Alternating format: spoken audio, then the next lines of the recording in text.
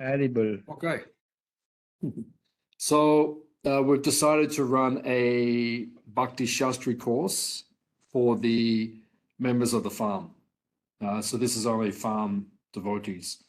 I said today that maybe I would open it up to a wider audience, but my wife has advised me to keep it just the farm devotees. So anyone who's connected to the farm, we will study together. Alyssa has joined us. Very good to see you. Good to see you. So yeah, this will only be for farm devotees. So it will be a small group. It'll be an intimate group. And what we're studying here is what we call Bhakti-sastri degree. So Srila Prabhupada wanted us to study his books systematically. Did you all receive the link I sent out today with the book, the virtual book?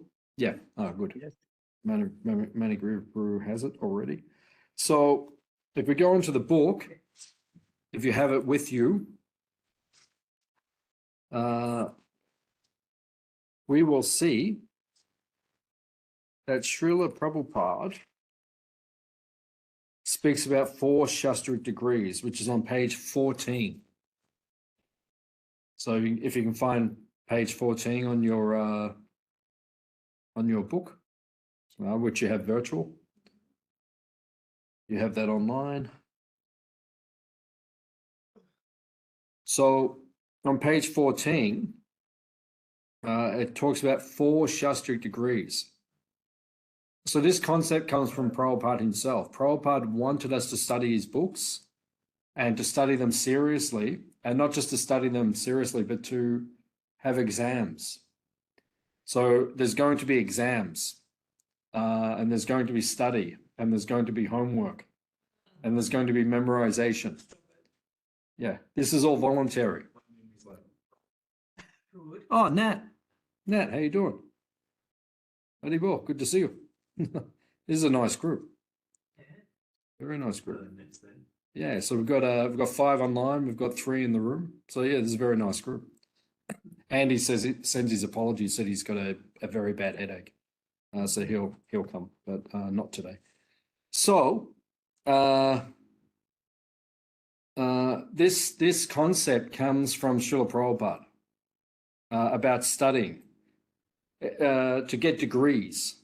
So we study, we take exams, we do homework, we memorize the verses, because and what I've experienced, because I've been teaching these courses since 2003, so it's like 21 years I've been teaching these courses, and I find that when it's in this systematic way, when it's in this study format, devotees take it seriously, especially around exam time.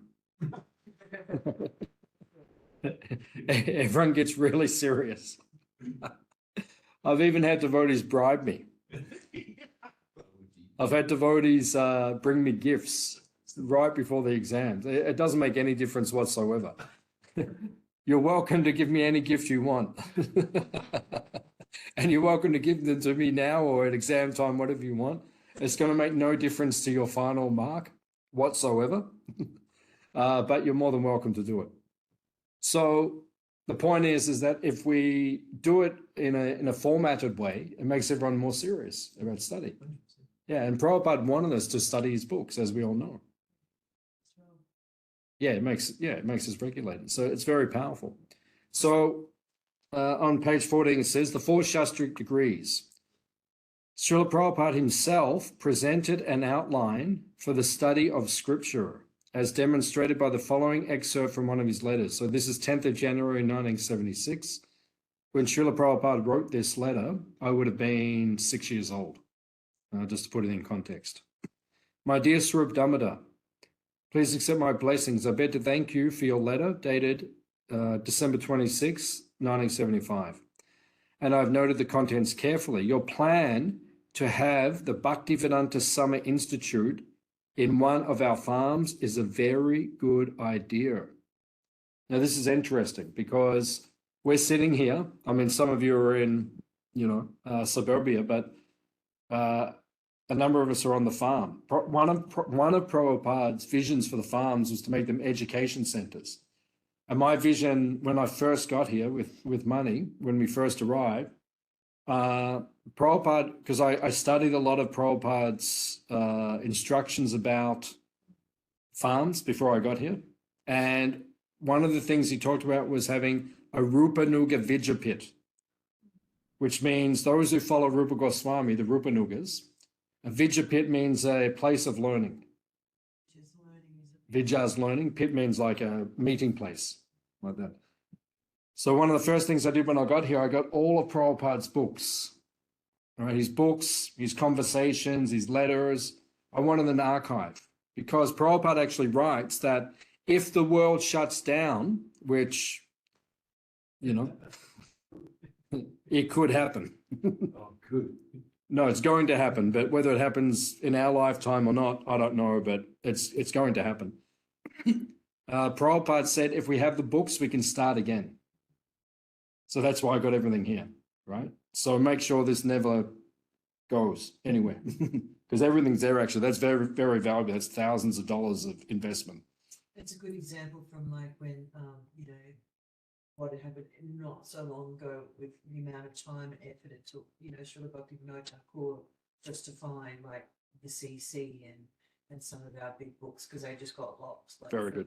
Like that. So, Yeah. you know, in a very recent time, you know, we can see like how easily things can digress just from scripture being forgotten, lost. Yeah, very good. Yeah. Yeah, so, you know, Atulya was pointing out that even in the recent past, you know, Bhaktivinoda Thakur could not find a copy of the Chaitanya Charitamrita for years. You know, so that's why we have to archive Prabhupada's books and we have to have his teachings and we have to keep everything together. Srila Prabhupada, he actually talks about making the farms, Rupanuga Vijapits. One of my ideas, we've never really done it to the level I like to, but at the moment, if you want to study full-time Prabhupada's books, you have to go to Mayapur or Vrindavan, or maybe Radhadesh, yeah, in London, Belgium. There's probably only a few places you can do that. So I've always had the idea that we could do that here. Devotees could come and live here for 3 months and we just do like, you know, 2 classes a day and they study and they clean the Goshala and, you know, practical service. You know, they're not just, you know, it's not just study all day. So that was my idea. And I don't know, maybe in the future it'd be nice.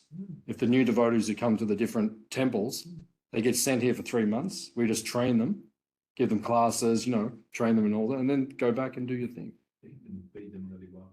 Yeah, yeah, that's that's one of our visions. That hasn't happened yet, but who knows? Pray for us. The power of prayer is very powerful. And with a group like this, you know, these things could happen. So, Prabhupada says, your plan to have the Bhaktivedanta Summer Institute is in one of our farms is a very good idea. Brahmana means pundit. You know this word pundit? Pundit means learned. Krishna says in Bhagavad Gita, Pandit Sama Darshana, means someone who's learned. Therefore, I am suggesting examinations, Bhakti-sastri, for all the Brahmanas. So before you can become second initiated in ISKCON, the GBC have passed the law now, based on Prabhupada's writings, that you have to have the Bhakti-sastri degree, which is what we're about to begin. So the reason I'm doing this is so that those of you who want to take second initiation, if we do this, then you can become second initiated, because this is one of the qualifications you need. So that's why we're studying it. Who's that? I told him. You told him about this? Yeah. Okay. So yeah, he'll come online if he. So the Bhakti-sastri for all Brahmanas, based on Bhagavad Gita, Sri Isopanisad, Nectar of Devotion, and Nectar of Instruction. And all the small paperbacks. They're not actually included in the course, but you should just read them in your own time. Your Easy Journey to Other Planets, On the Way to Krishna, Coming Back, all of them. You can read them in your own time. So These 4 books, Prabhupada said, are meant to be the 4 pillars of the Bhakti-sastri course. The Isopanisad, Nectar of Instruction, Nectar of Devotion, Bhakti-sastri. These are the beginning books. They're actually very advanced. But these are the beginning, which shows how advanced our philosophy. Our philosophy is so advanced. This is where we begin. Other religious traditions, they don't begin where we begin. We begin on a very high level. So we're going to start next week. Today's an orientation class, so we'll just orientate everyone with how this all works. Next week, we will begin the Sri Isopanisad. That'll be our first book, which we will study. So hopefully, have you got copies? Has everyone got copies of Isopanisad? You got? Yeah. Yeah. Everyone got? Yeah, thumbs up. Thumbs down, Nat. Yeah, I'm just saying we've got to get it done. It'll be online anyway. Yeah, just find it online. Start with that. And when you come over, we'll get you one like that. But everyone else, yeah, Isopanisad, you'll need to start reading that. Next week, the first class will be on the introduction. So your homework for this week till next Wednesday will be reading the introduction. So begin studying that. And in each of the books that we're going to study, there are KMVs. KMVs means key memory verses. So verses you have to memorize. You have to memorize the Sanskrit and the English. So for the Isopanisad, it's the invocation verse, which is the first verse, Om Puranam. Yep. And the second verse, the first verse, the invocation verse and the first verse. The first verse is called the Ishavasha verse. Yeah. So some of you might know them already, but they'll be the 2 verses you need to memorize for the exam. Now, I was discussing memorization of verses with my wife, Atulia, during the week. And she said that the Om Puranam verse, this is sung by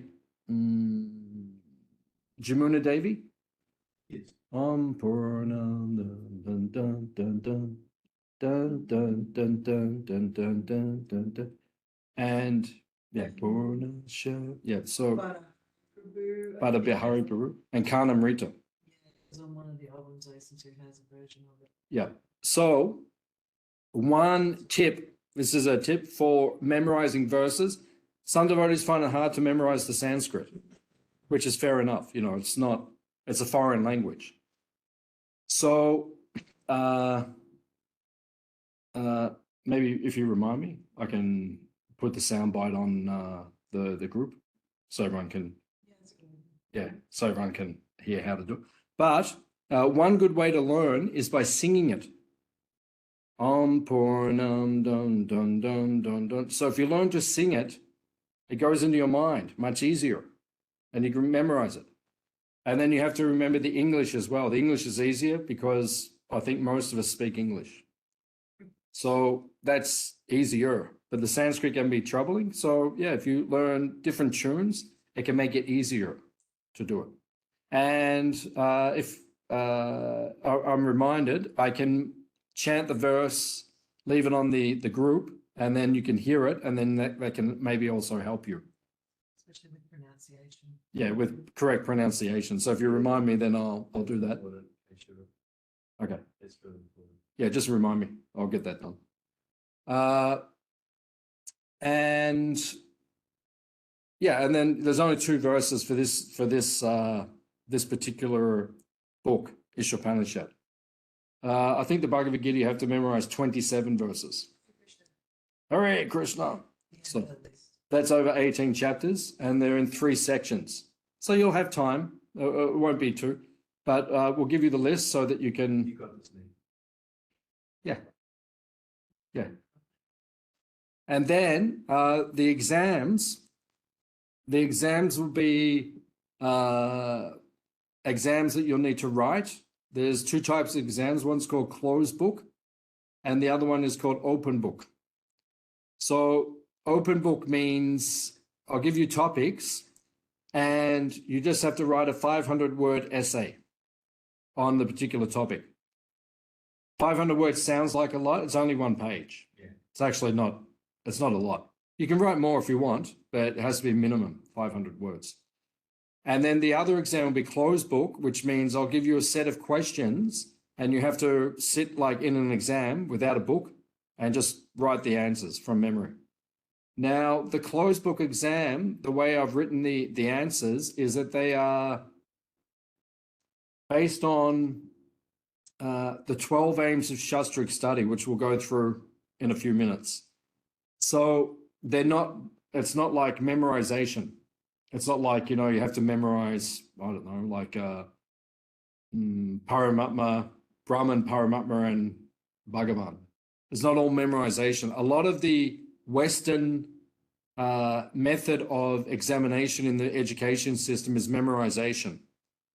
And that's not a good system for everyone because we're not all good at remembering things. Mm-hmm. Some of us have memories like sieves.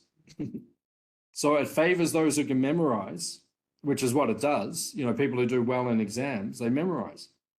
And those of us who are not so good at memorizing, we look like we're silly and we don't go well in the exams, but actually we could be very intelligent, but we just learn things differently or we retain things differently. So the way I'm writing these questions is that you have to write the answers and it will test different areas of Shastric aims, which we have, which I'll go through in a few minutes. So there'll be different types of exams which I'll give you. You don't have to stress. This is not about pressure. This is about enjoying the learning experience of learning Prabhupada's books. However, I've noticed over the years, over 20 years, that devotees get stressed whenever there's exams. So good, because it purifies the heart. And I've been through the exams myself. I had to do the exams for the Bhakti-sastri to get my Bhakti-sastri. You know, and when I did it, actually, it was a 6-hour exam. So you guys aren't going to get, I know that it would be right, but you're going to get it spaced over time, whereas I had to do it all in one shot. And, you know, writing for 6 hours, my hand was cramping and I had to do a similar thing for initiation, like an equivalent exam. Yeah. Yeah, it's two. So anyway, we're going to space it out. So we'll make it as easy as we can, but it will be challenging as well. Because if you don't get challenged, you don't learn. So that's why we have to make it challenging as well. So Prabhupada said there's the Bhakti-sastri, and then he says Bhakti Vaibhav, which is the first 6 cantos of the Srimad Bhagavatam, which I taught between 2005 and 2012, I think. No, that's not that, wasn't it? No, that was just the Bhakti Vaibhav. Then there was Bhakti Vedanta. Ah. Yeah, but Bhakti Vaibhav, I think it was 2005 to 2012. We taught that. And then we taught Bhakti Vedanta, which is the canto 7 to 12. And we did that from 2013, till 2020 or 21 or something. We did that. And now we're teaching the Bhakti Sarvabhauma course, which is the Chaitanya Charitamrita, which I was teaching the last 2 nights in Melbourne, which is nectar. It is Amrita. It is the sweetest nectar, the Chaitanya Charitamrita. It's beyond all scriptures. So these titles can correspond to entrance, BA, MA, PhD. So just consider how to organize this institute. At Mayapur, we shall finalize everything. I hope this meets you well. Your ever well-wisher, A.C. Bhaktivedanta Swami Prabhupada. Right? So Prabhupada wanted us to get these degrees. Once you get these degrees, you can then receive the title, Bhakti-sastri. So when you introduce yourself, you can say BS. Yes. Maybe don't say that, but you can say I am Bhakti-sastri Manigriva Das, or I am Bhakti-sastri Vishnujan Das. Or, like Prabhupada was AC Bhakti Vedanta. So you can use these titles. None of us do. I've got 3 of the titles. I've got Bhakti-sastri, Bhakti Vaibhav, and Bhakti Vedanta. So I've got 3 of the titles, but I never go around saying to people, my name is Bhakti Vedanta Keshava Dasa. Although I could say that, because Prabhupada says you get the title. And Prabhupada actually said the Bhakti Vedanta is the family title. Prabhupada was given that title by his godbrothers, Bhakti Vedanta, which means someone who's very learned. And he said all of us should also get the family name. So that, we're all part of the, like Mr. Patel and Sons. If you go to India, all over the place, there's Mr. Patel and Sons, or Mr. Agarwal and Sons. Do you get when you finish the CC? Bhakti-sastri. Oh, that's beyond what Sri Prabhupada's.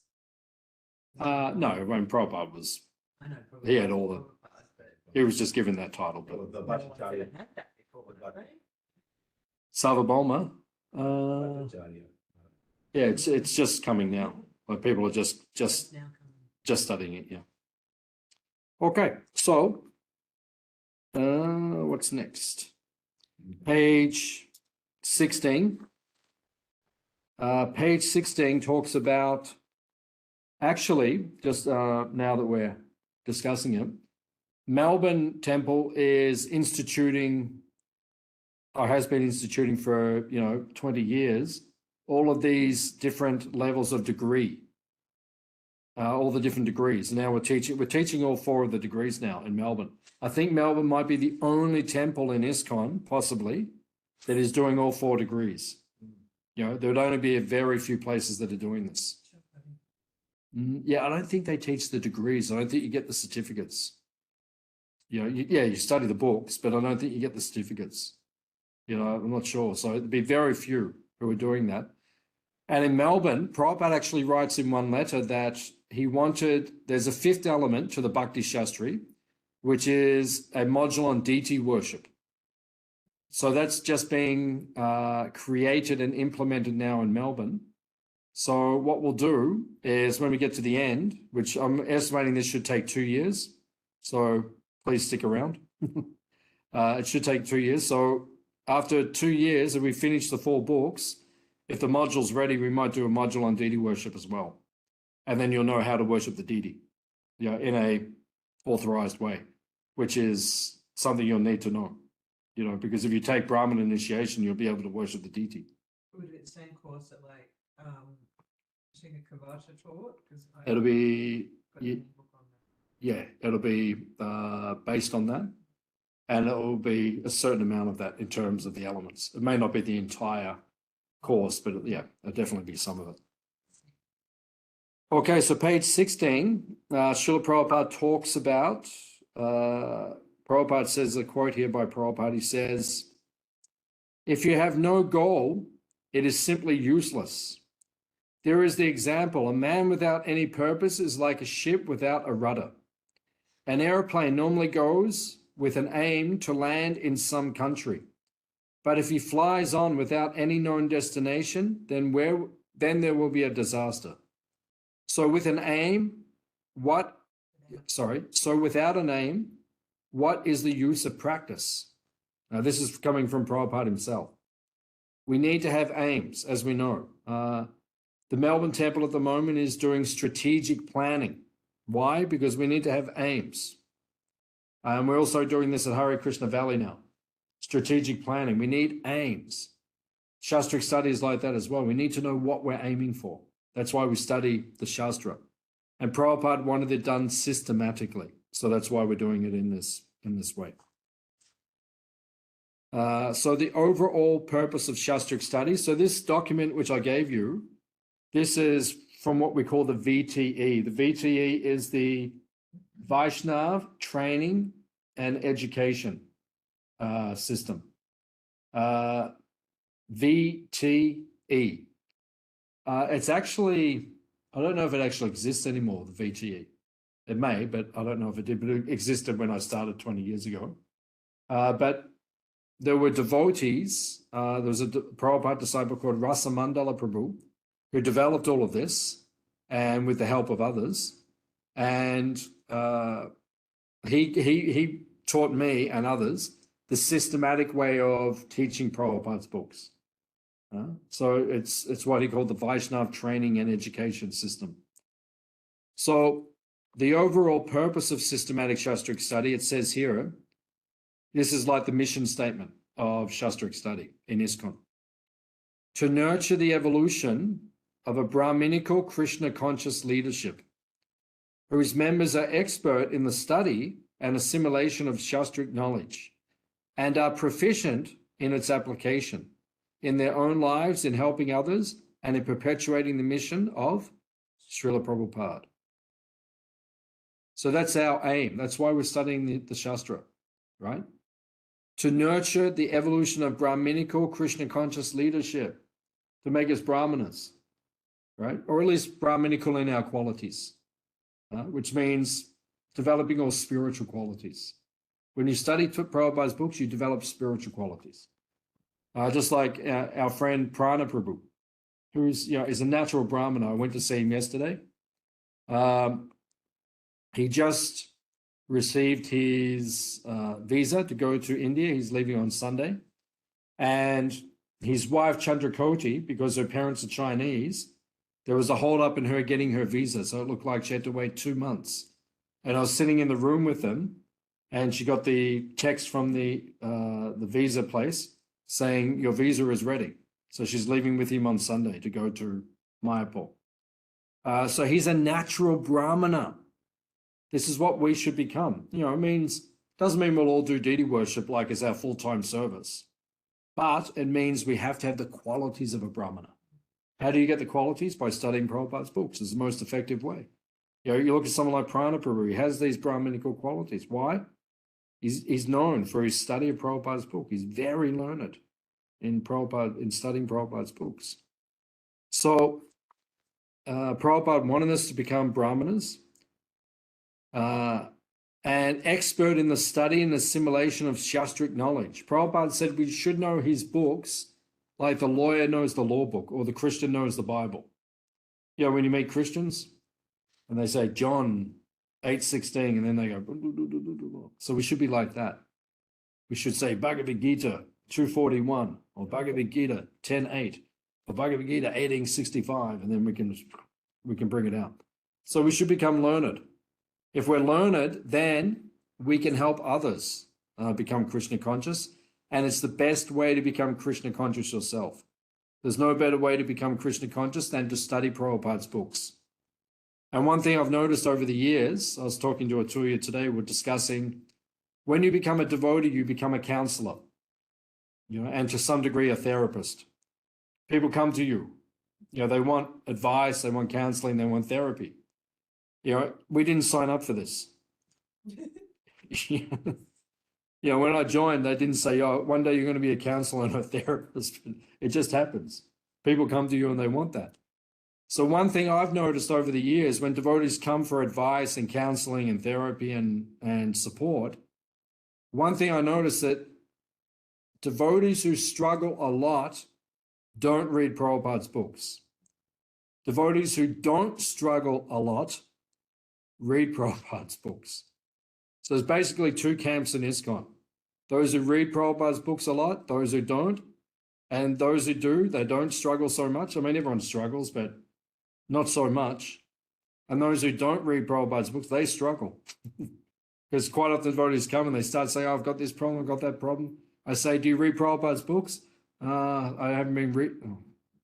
Start reading Prabhupada's books, right? It cleanses the heart, right? It makes you fixed in Krishna consciousness. And Prabhupada says you become expert in study and assimilation of the philosophy. And you become proficient in its application in your own life, in helping others, and to keep Prabhupada's mission going. So that's the mission statement for Shastric study. And defeating like atheistic or personalist. I read through that. Yep. Today, it's something about that. I think it's further in this context. one of the modules, one aspect of it is you need to be able to establish arguments drawn from reference of Shastra. You know, when people challenge you, which we would be challenged, which we are challenged, you know, with people's arguments. Yeah, so Atuli is making the point that we need to study the Shastra so that we can defeat opposing arguments. People will come and they'll argue. Sometimes when I'm giving a Sunday feast talk, for example, people will argue with us. That's okay. They've got a different opinion. Usually when I debate with them, yeah, the room of vegans, or, you know, usually when I debate with them, it's not for their benefit so much because they're already convinced in their argument, but it's for the benefit of everyone else listening. Because then they hear, oh, this is our opinion, right? And then they become convinced. So we have to learn these so we can defeat opposing arguments. Prabhupada liked to argue. He liked to debate. Prabhupada said, you have your opinion, we have ours, let's debate. And Prabhupada could not be defeated. He was a very powerful debater. So on page 17 and 18, we'll hear about the 12 aims of Shastric study.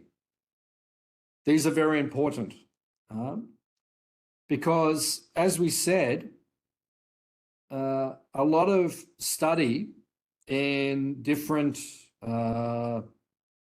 educational institutions, it's based on memory and recall, right? Just memorizing. So that's one element of learning, but there's much more to it. So Rasamandala Prabhu and the other devotees, they broke down 12 items or 12 aims of studying Prabhupada's books. So this is on page 18. So there is knowledge, understanding, personal application, preaching application, faith and conviction, authority, theological application, evaluation, mood and mission, academic and moral integrity, responsibility for learning, and Shastra Chakshush. So these 12 aims, this is what you will be examined on. When I write the exam, I've actually already written them. I wrote them 20 years ago, and I actually couldn't find them. So one devotee, Sri Krishna Prabhu, I wrote to him and I said, have you got my exams? And he sent them to me the other day. So I've got them all there. So I'll give you the exams, which we wrote a long time ago. They're based on the 12 aims of Shastric study. So when I ask you a question, it's not just memory. One of the questions will be personal application, right? How will you apply this to your life? Right? How will you apply it? This is personal application, right? How do you apply this philosophy to your life, right? We don't just read the books. You've got to do something with it. It's not like theoretical knowledge. Like, you know, the Bhagavad Gita, they studied in universities. Priyadananda Maharaj, who's one of the great scholars in our movement, and he's academically inclined and he deals with the scholars. He says they sit around smoking cigars, drinking cognac, discussing the Bhagavad Gita. So there's no practical application. It's all theoretical. Right? Because Bhagavad Gita is teaching us to control our senses, and they're not doing that. So therefore, they're not practically applying it to themselves. So the first aim of Shastric study is knowledge. And on page 17, it says, knowledge helps us to memorize and recall the theoretical knowledge, which forms the foundation of our ongoing progress in Krishna consciousness. So we have to memorize things. You know, we have to memorize the verses. You have to memorize 2 verses, right? That's memory. You need to do that. That's part of learning, right? But it's not the goal of the learning, right? Because people can memorize things, but there's much more to it than just memorization. So that's the first thing you'll be examined on. Secondly, there is understanding. Right? Understanding means to deepen the student's understanding of the Krishna conscious theology, particularly through studying it from a wide range of perspectives and through developing thoughtfulness and introspection. So do you understand it? So we can give you the knowledge, but now you have to explain it to someone else. So that counteracts fanaticism. Yeah, because you see in other religious traditions, they're very fanatical. Yeah. But they don't have a real understanding. They haven't realised Yeah. knowledge. They don't realise the practical application and how it impacts your life on a daily basis. Yeah, so just because they have the knowledge doesn't mean they understand it or realize it. So understanding means you can explain it to someone else, right? And there'll be questions on your exams where you have to explain it, okay? Now you explain it. Prabhupada said, explain the philosophy in your words. Is that the Shastra Chakshush? No, that's further on. This is understanding, the second one.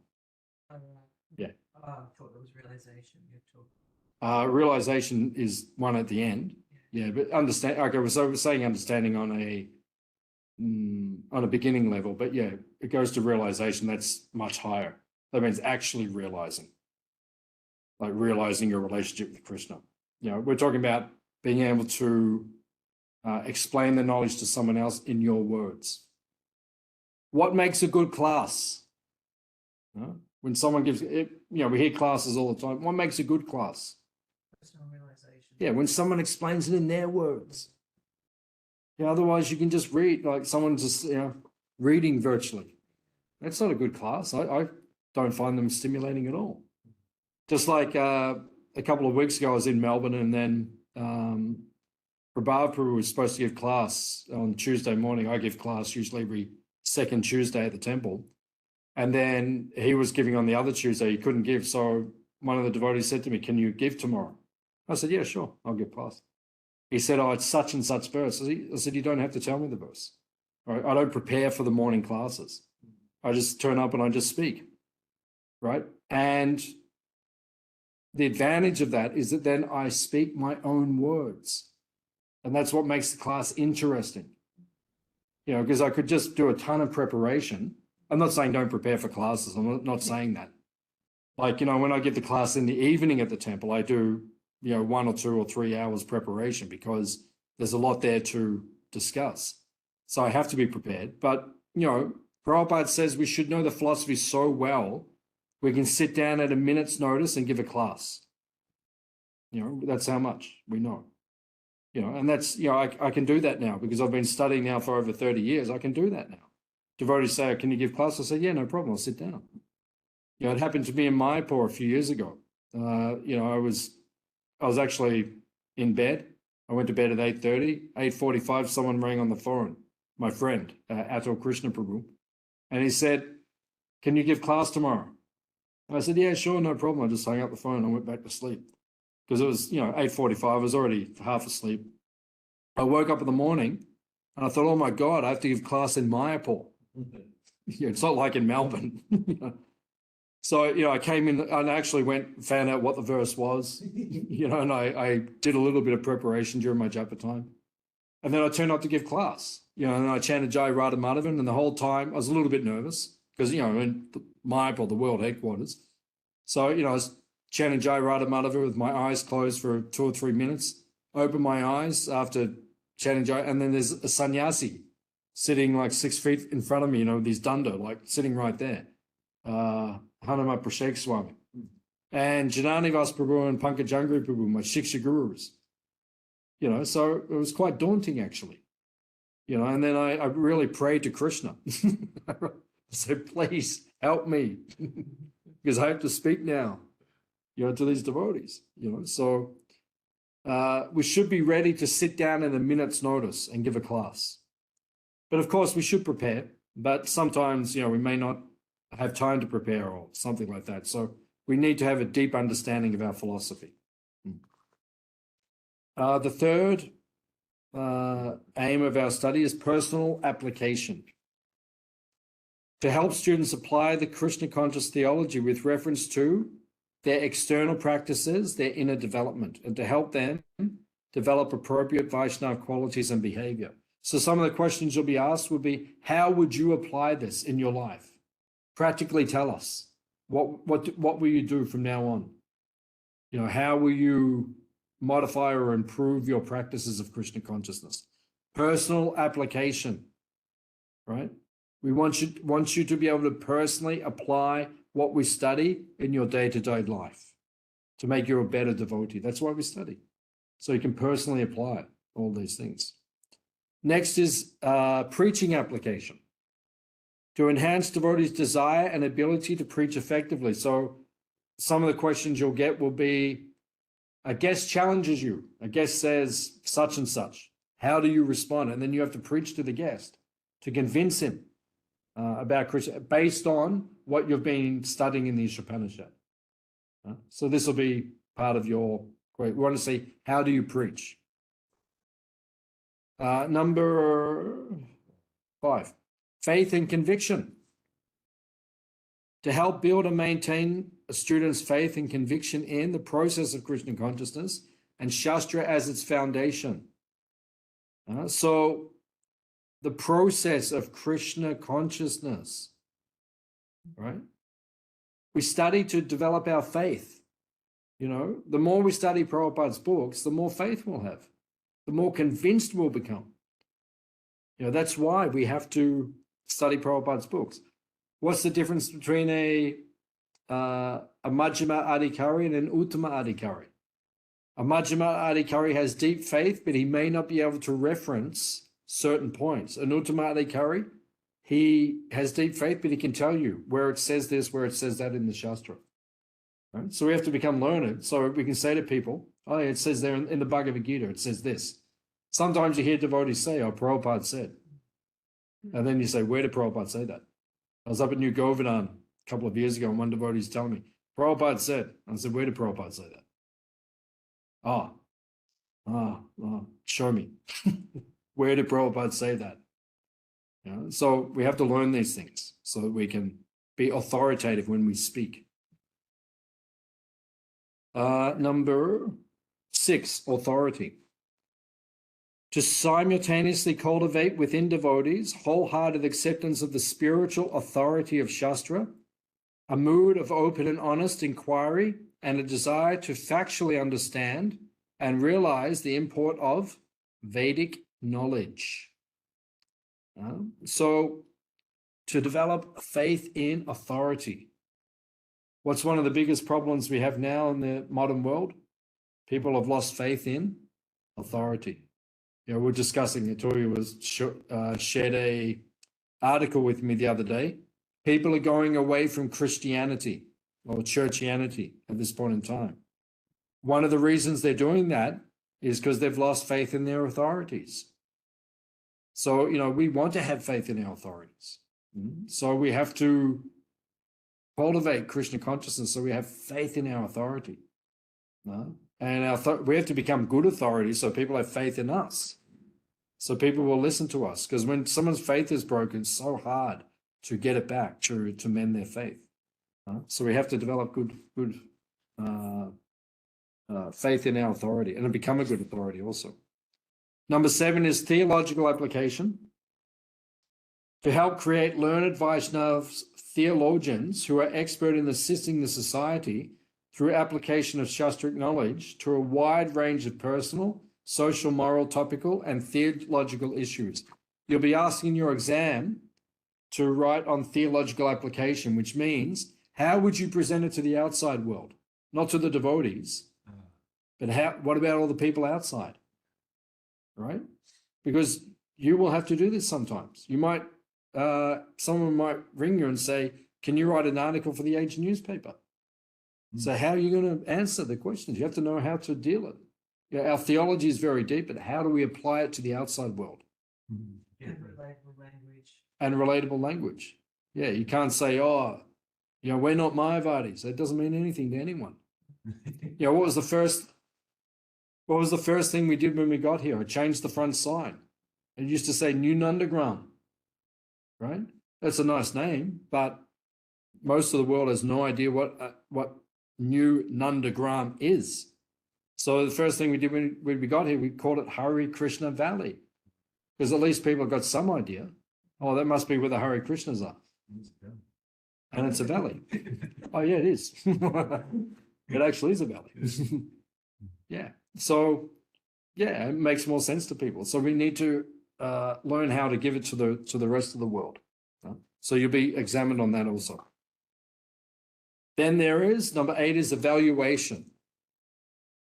To develop students' analytical, interpretive, and evaluative skills, particularly in respect of the practical application of Shastric knowledge. So evaluation means you have to weigh up both sides, because there's always two sides, right? There's this side and there's that side. As devotees, sometimes we have to weigh up both sides.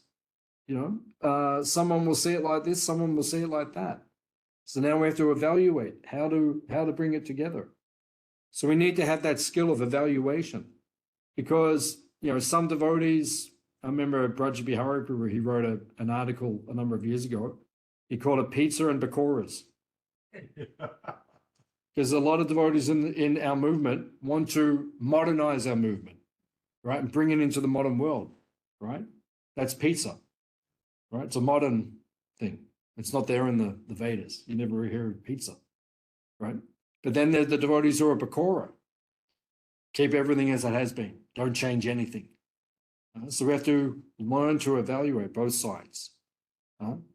So this is evaluation. Evaluation means we need to learn how to evaluate everything in our lives so that we can bring the ancient teachings into the modern world. And who was the most expert at that? It was Prabhupada. There was no such thing as a brahmacharini before Prabhupada arrived in America in 1965. Prabhupada invented that word. There's no word, brahmacharini. It's not anywhere in the Vedas. Right? But Prabhupada, he gave second initiation to his male disciples, and his female disciples came to him and they said, that's not fair. They said, we're not coming anymore. Right? And then Prabhupada changed, he evaluated, both sides, the tradition and the modern application of the tradition, and then he amalgamated the two. He didn't water it down, but he adjusted things. Time, place, and circumstance. And for the first time in history, we have female brahmanas, Dvijas, who have taken second initiation, who can worship the deity, who can do all these things. It wasn't there before. So it's interesting how to evaluate these things. And Bhakti-sastri Saraswati Thakur did that with Shudras and the caste system. That was already there, but he fought that very hard. Number 9, mood and mission. This is a very powerful aim, especially for the teachers of these courses, to facilitate devotees in understanding and appreciate the mood and mission of Prabhupada, perpetuating that understanding within the society and the members. One of the reasons we study these courses and the books is so we increase our desire to preach, to get the mood, the missionary spirit. We're not here for ourselves, right? I moved into the temple, a number of years ago. I thought I was just going to meditate and stuff. It didn't last very long. I think after 4 days, they said, go to Crossways. And I'm like, oh, okay. And then one devotee said to me, he said, if you really want to make spiritual advancement, do Sankirtan. And I'm like, okay, I'll do it. What is it? I didn't even know what it was. What is it? He said, book distribution, Sankirtan. I'm like, okay, what is it? Teach me. Because that's the mood, that's the mission of Lord Chaitanya. The mood, the mission. Right? Give it to everyone. Right? Sankirtan, it's Sankirtan Yajna. So that's why we study. So we develop that mood that Prabhupada had. Give it to others, give it to others, give it to others. Prabhupada said, distribute books, distribute books, distribute books. Number 10, academic and moral integrity. To ensure that devotees develop moral and academic integrity in the interpretation, evaluation, and application of Shastric knowledge. So you have to have good morals, good moral integrity. If you're a devotee, you have to show the highest moral integrity. And I see devotees who don't study Prabhupada's books, they slip in this area. Therefore, we have to study Prabhupada's books. So we develop good moral integrity and academic integrity. Academic integrity means We don't water down the message, right? We don't change things. People try to change Prabhupada's teachings, right? They try to adjust it. But actually, academic integrity means we should become learned so we can say to someone, excuse me, Prabhupada never said that. Prabhupada didn't do that. You can't just start adjusting things. So we have to understand Prabhupada's mood, right? And we have to have academic and moral integrity.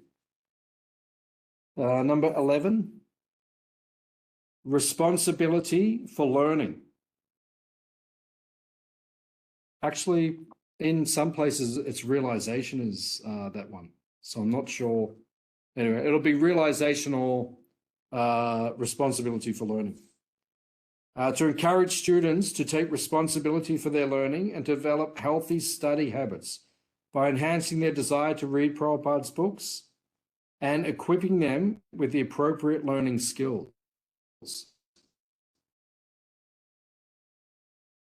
So we teach you how to write books. IHE in Vrindavan in 1991, and they taught us how to study Prabhupada's books systematically.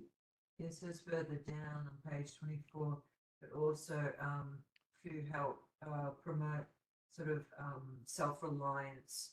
So then, you know, you're steadier, you're firmer in your own rather than dependent on, because, you know, you can sort of go anywhere if you've got it within you rather than.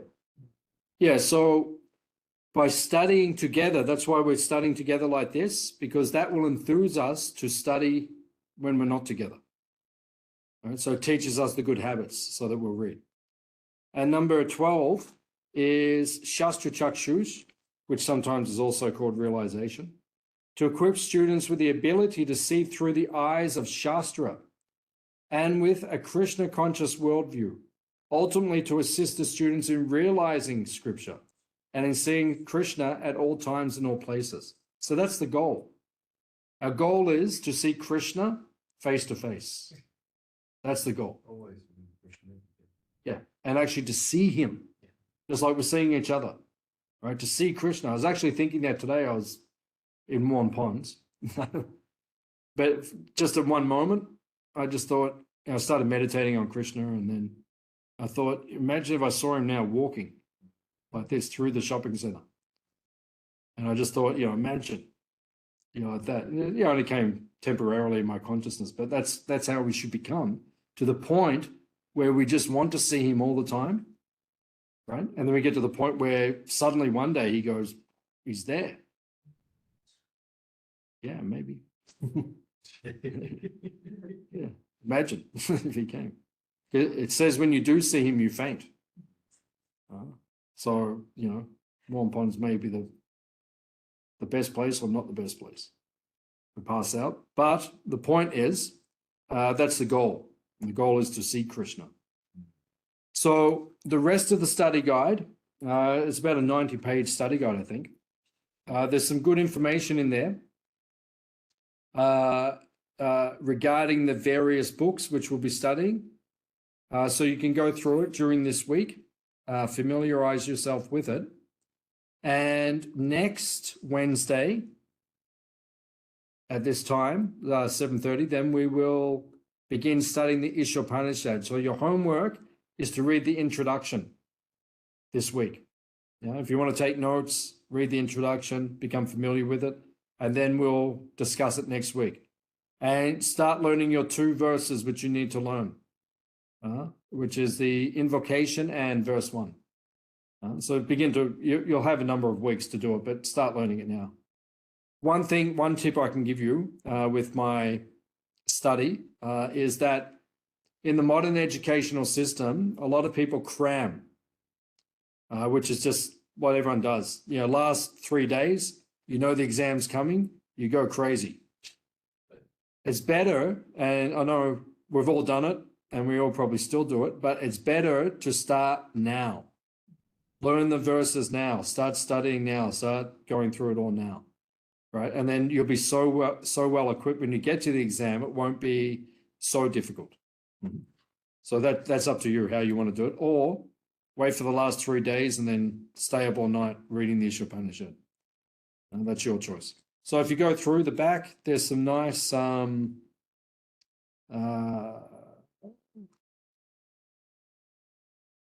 nice information on the Isopanisad on pages 58, 59, 60, 61, 62. You can go through that yourself, but you can have a look, and then that will. We're doing in a different order to what's in this book because module 1 is Bhagavad Gita. Yeah, I didn't start with the Gita when I did it. I didn't start with the Bhagavad Gita. Yeah. So what I think, you can all tell me what you want and we can facilitate your desires. What I would probably do, we'll do Isopanisad first. Yeah, and then I think maybe we'll do Nectar of Instruction and then Nectar of Devotion and then Bhagavad Gita. And thumbs are going up. So, okay, that looks like that could be, okay, a lot of thumbs are going up. So if everyone's into that, we can do that. And then we can do the Gita. Shruti Kundala and Vishnu Jana into that? Yeah, they've got thumbs up. Angelina's got thumbs up. Nat's got thumbs up.